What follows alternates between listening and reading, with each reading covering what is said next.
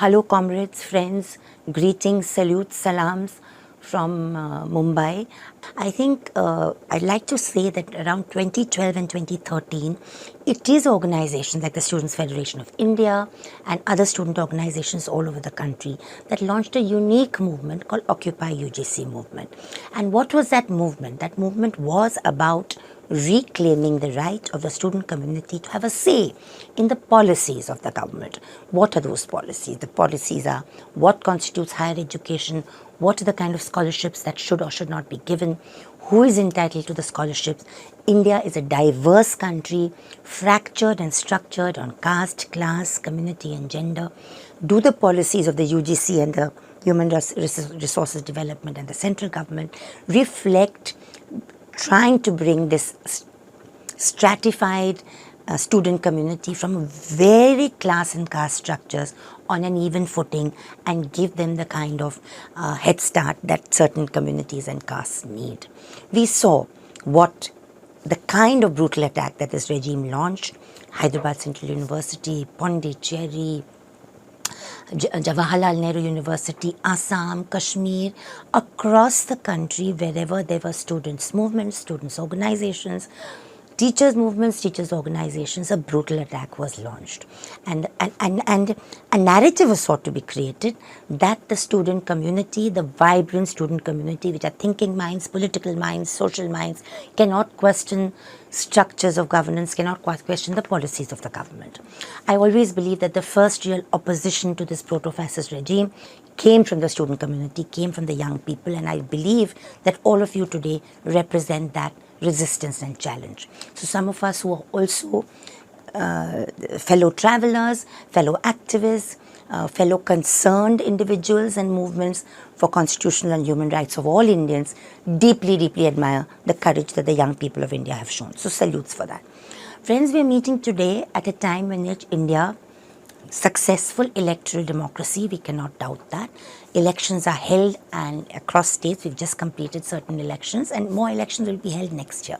But we've also been dubbed, this country of ours, this vast nation of ours, that is supposed to be judged on how constitutional mores of equality, non-discrimination, parity, protection of life and security of all Indians by the state and by the police.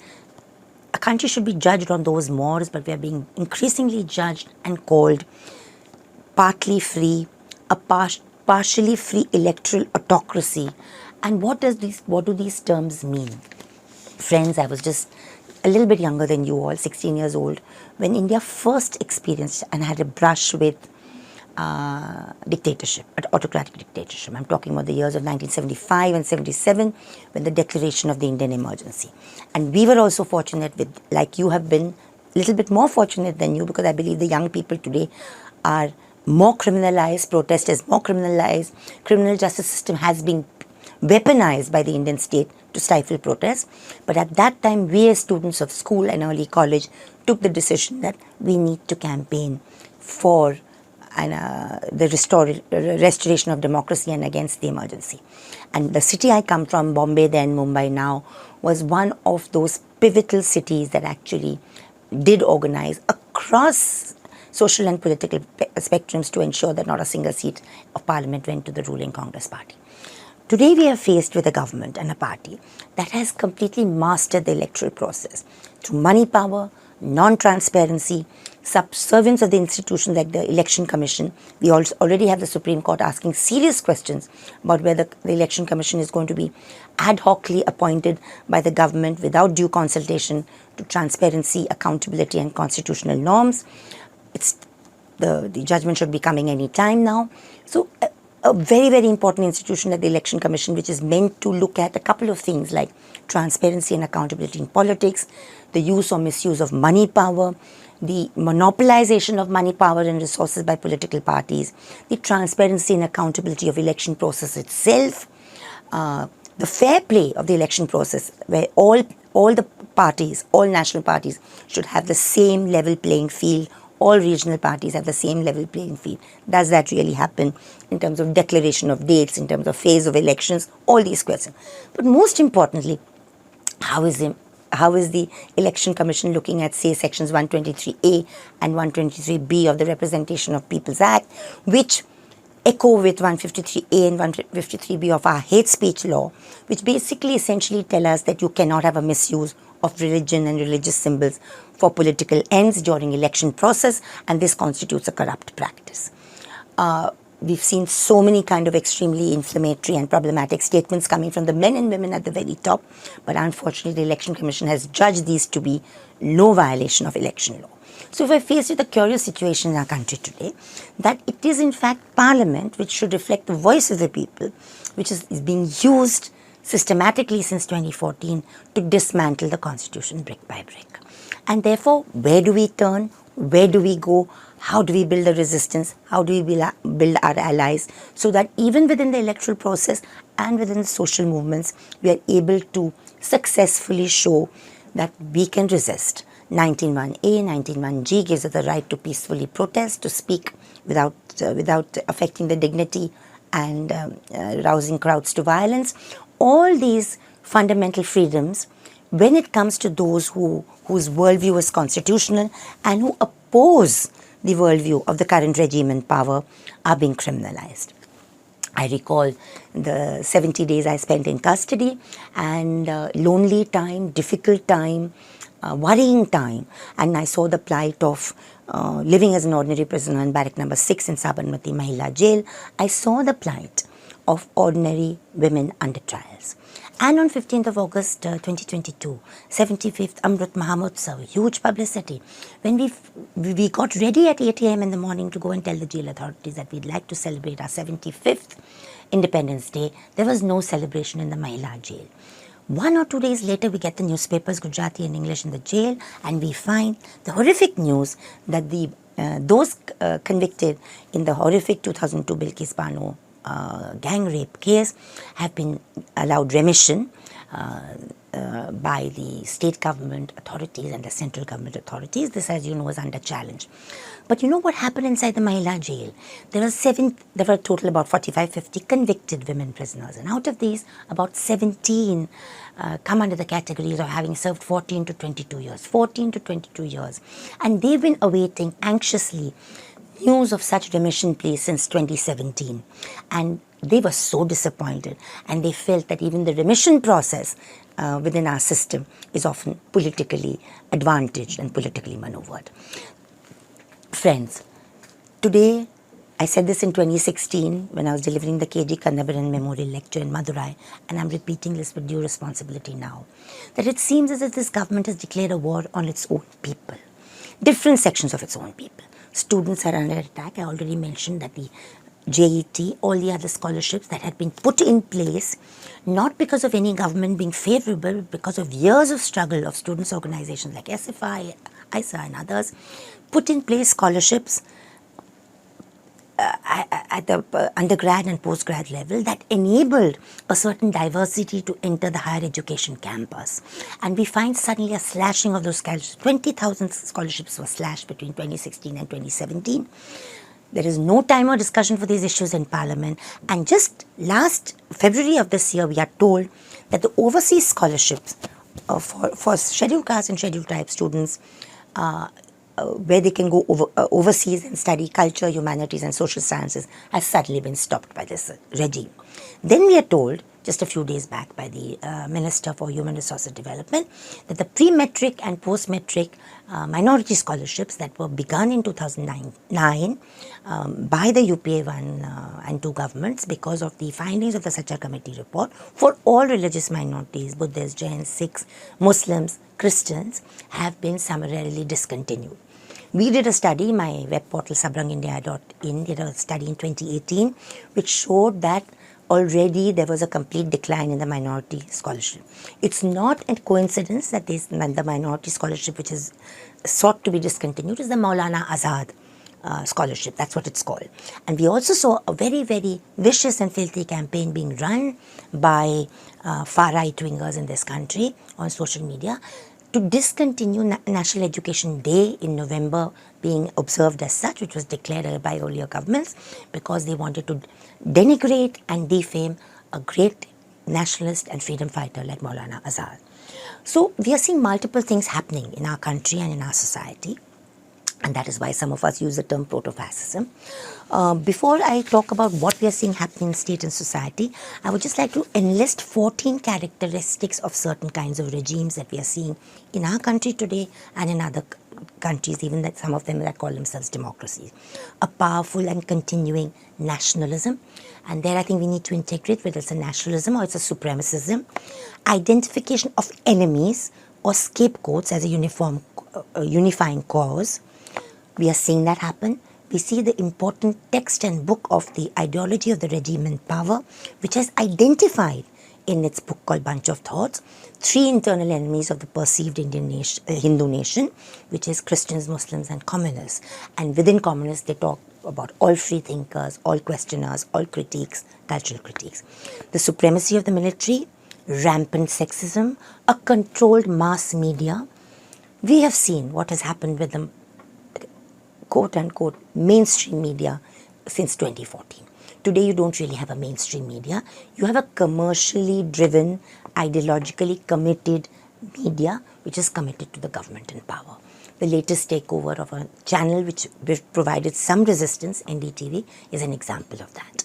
And obviously a controlled mass media, obsession with national security, religion and government becoming intertwined, protection of corporate power, suppression of labor power, disdain for intellectuals and the arts, obsession with crime and punishment, rampant cronyism and corruption, and fraudulent elections. All of these make up a definition of what a fascist or a proto-fascist regime is. And it's for you and us to judge how far we have got there and what spaces there are to resist. And it's a difficult time, and how do we build our alliances? What do I mean when I say that there's an assault on all sections of our people? I'd like to begin with the Constitution itself, a document that this country's people gave themselves. Baba Sahib Ambedkar, of course, was the pioneering architect of a worldview, and it was because of him and his vision and his acumen that certain non-negotiables of equality, social justice and non-discrimination have been put there.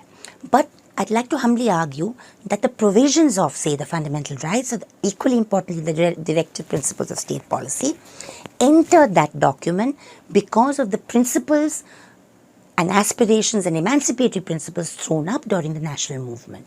It is our Adivasis and agrarian classes that first challenged colonial rule before it moved to the cities, and professionals and others also became challengers. So when you had a very vibrant agrarian, Adivasi, minority, working class movement against colonial power, which was reflected in the politics of the left, the center, and even some sections of the right, you saw that the values articulated by the national movement were the values that finally got enshrined in the Indian Constitution. I think we need to also pay a little bit of tribute and homage to the founding mothers and founding fathers who sat for 299 days in the Constituent Assembly, in the midst of which partition took place, and actually adhered to, despite the brutality of the hate-ridden politics of partition, adhered to India remaining a plural, secular, democratic state. It was a decision made in pragmatism and in wisdom, because but for the destination of equality and non-discrimination, to move our society towards social justice and non-discrimination, how can you keep such a disparate and diverse people, different languages, different faiths, different class and caste structures together? So I think it is this constitutional vision that itself is under attack and challenge today. And for the student community, for the SFI, Students' Federation of India, for all of us who are battling it out at great personal risk, we need to understand that the battle needs to continue. There is an assault on the content of our education and culture. Whose culture are we talking about? Who is majority and who is minority? And there is a violent use of hate speech. And I think it is this hate speech and hate writing that is constantly being used to demonize different sections of our people, particularly religious minorities, Dalits and women, that we need to somehow strategize and speak up against. But while doing that, we need to talk about the basic issues of the right to education, common school for all, farmers' rights, workers' rights, the throwback of the labour codes and our return to our labour laws which guarantee fair tripartite negotiation and good healthy working days and not exploit labour. We need to speak up against the Citizenship Act of the amended 2019 Citizenship Act and the proposed NRC and NPR, because my organization, Citizens for Justice and Peace, working in Assam, is seeing every day the untold misery to over 22 lakh people out of a population of 3.3 crores who are in misery because of being dubbed non-Indian, declared foreigners, doubtful voters, NRC excluded and included. The entire state of Assam has been reeling under this documentary test of citizenship since 2015. And India needs to be saved from the social turmoil that this might cause. Our migrant workers, our farmers, our landless laborers, our sharecroppers, our working class, all of these stand to be deeply, deeply divided and affected if the NPR NRC is begun all over the country. And doing it in the manner they do, combining it with CAA 2019, they will do it by creating a religious divide within us. So there's a huge responsibility, friends, on organizations like the SFI and on individual and collective activists like myself, that we need to, while fighting for the larger picture, also make sure we battle every single individual case of injustice. Arrests, the criminalization of protests, how our young student leaders of the 2019 agitation, anti-CA, anti-NPR, still languish in jail in Delhi and Uttar Pradesh and in some other states. The fact that we need to begin innovative campaigns like prison watch campaigns, better condition for our prisoners and under trials, letter writing and postcard campaigns for those of our comrades and friends who are in jail. I benefited hugely, and I want to say this because the Adivasi Union, of which I'm a part, the Akhil Bharatiya Vanjan Shramjeevi Union, the All India Union of Forest Working People, and ADWA, which is the largest mass organization of women, the All India Democratic Association, Janwadi Mahila Andolan. They started this campaign to write letters and postcards to the Sabarmati Mahila jail when I was incarcerated. I received over 2,700 individually written postcards and letters, and I cannot tell you how much succor and strength that gave me. From here on this podium of the SFI and on every other podium, I just felt so empowered and so enriched and so non-lonely when I got those letters. So let's remember those of our political prisoners who are incarcerated today, the condition of under trials in jails, how in this country that talks about being a G20 world power, today access to justice for our 1.25 billion is just 75 paise per person. What kind of legal aid do we have in this country? Do we have enough lawyers who can fight for bail for the poorest of the poor, who are picked off our streets and are just put inside for no reason? And when are we going to turn our eyes inside the shadowy places of our prisons and jails and also ensure and fight that more people are not put there? It's a huge challenge before us, December 2022, and I believe that the young people can help us show the way. For Students' Federation of India and the vibrant organization that you've always represented, salutes and more. We always will stand together. Thank you.